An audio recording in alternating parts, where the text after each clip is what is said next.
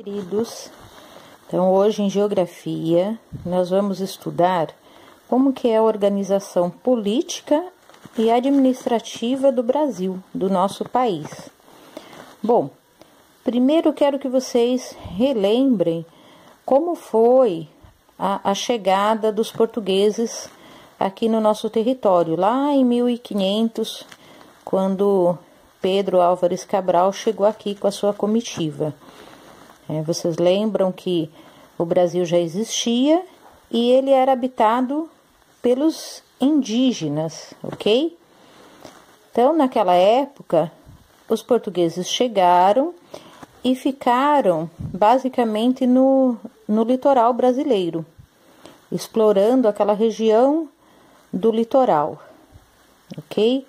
Então, eles começaram a explorar o pau-brasil, né, para vender, para lucrar com a venda, né, do pau-brasil. Depois eles começaram a expandir, também fazendo o cultivo da cana-de-açúcar, depois do café. Com o tempo, o que aconteceu? Eles criaram as capitanias hereditárias, né? O governo português criou as capitanias hereditárias para povoar mais o Brasil, para cuidar, né, para que outros povos não tomassem aquelas terras do rei de Portugal. E depois disso, eles começaram a explorar mais o interior do Brasil. E com isso, o que aconteceu? Começou a haver uma expansão territorial. E essa expansão contribuiu para a formação do nosso país, do nosso Brasil, ok? Então, aí na apostila vocês podem ver que fala que o Brasil é um país de dimensões continentais. Por que ele fala isso? Porque o Brasil ele tem um território muito grande, é um país imenso, então ele tem dimensões continentais, de tão grande que ele é. Então, fizeram uma divisão do Brasil, essa divisão é chamada de divisão política, e o Brasil ele foi dividido em 26 unidades federativas, que nós conhecemos como estados, e também o Distrito Federal. Essas unidades federativas, elas foram divididas em 5 grandes regiões. Então, nós temos a região centro-oeste, a região norte, nordeste, sudeste e sul. Se vocês observarem o mapa, vocês vão ver aqui em cima, em verde, todos esses estados que estão pintados em verde compõem a região norte do Brasil. Depois, do lado direito, nós vimos a região nordeste, pintada de vermelho.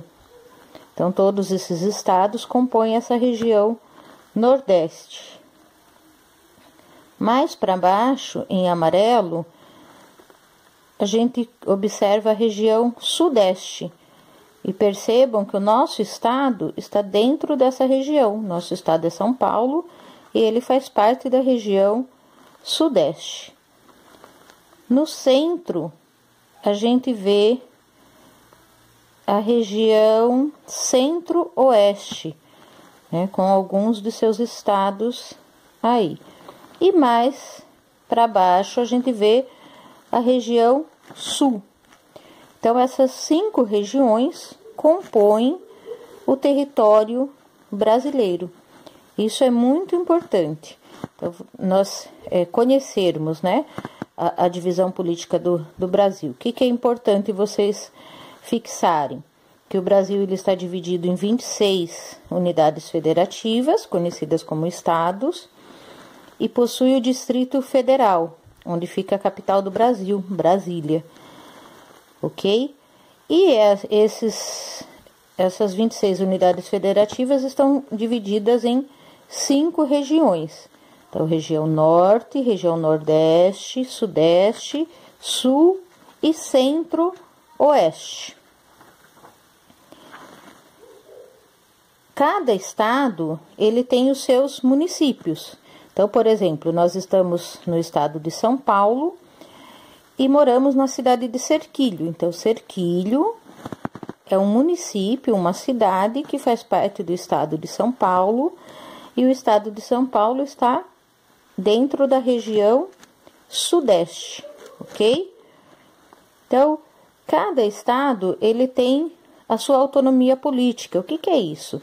Ele decide como ele vai seguir, né? Como o governo vai agir, o prefeito, o governador.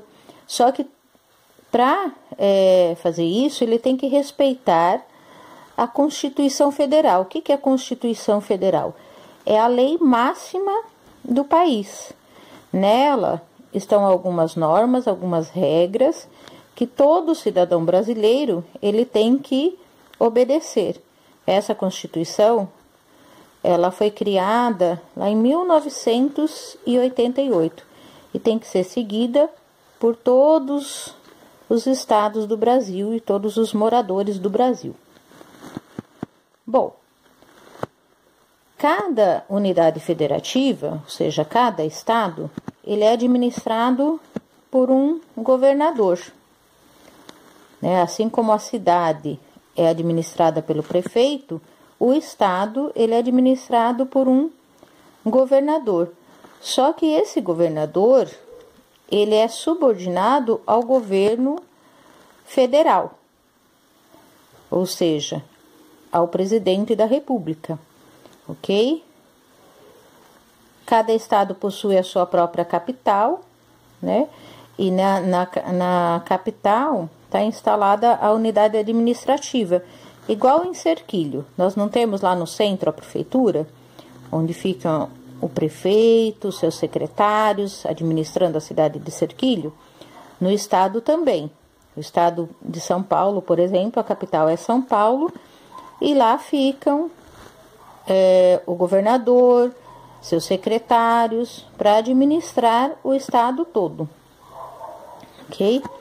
Além dessas 26 unidades federativas, o Brasil também tem o Distrito Federal, onde fica Brasília, que é a capital do Distrito Federal, a capital do Brasil.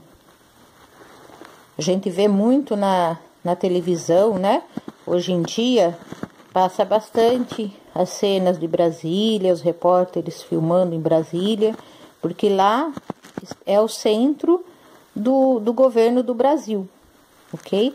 Lá onde ficam o presidente, os deputados federais, os senadores, para administrar o país inteiro, ok?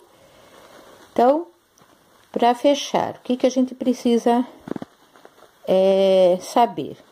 Nós precisamos saber que o Brasil é um país bem grande, então tem dimensões continentais, por isso ele foi dividido em 26 unidades federativas, que são chamadas de estados, ok?